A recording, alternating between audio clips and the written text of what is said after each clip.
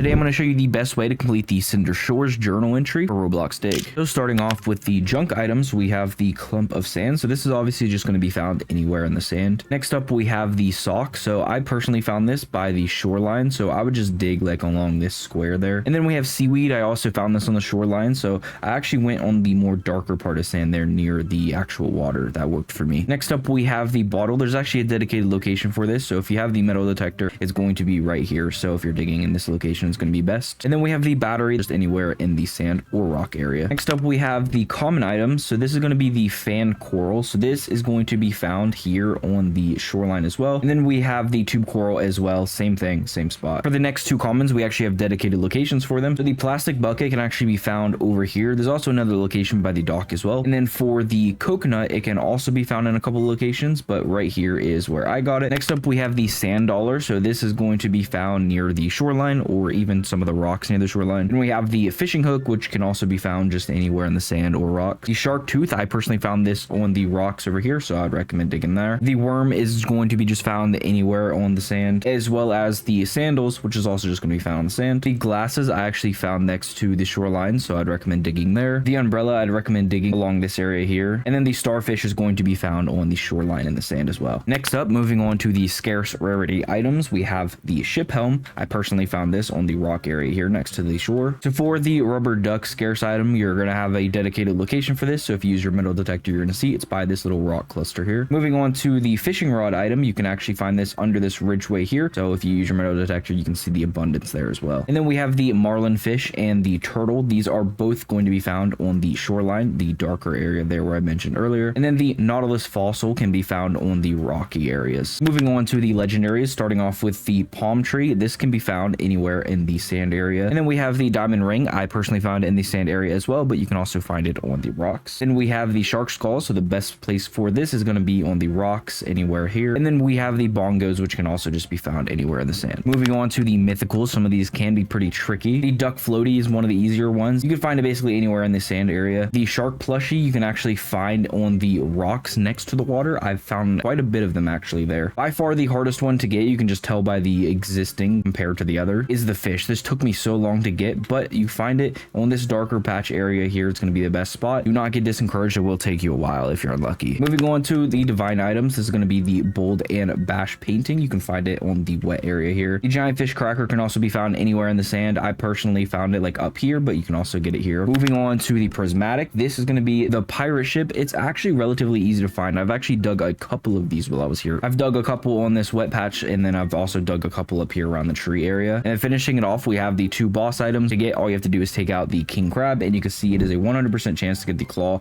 and a 20% chance to get the king crab. So you can spawn that in with the horn or wait for it to naturally spawn. And that is going to complete the Cinder Shores journal. Hopefully I helped you guys out. Remember, I'm going to have more videos out on the channel of the other locations, so make sure to subscribe with notifications on so you can get a look out for those. Anyways, I'll see you guys in the next one.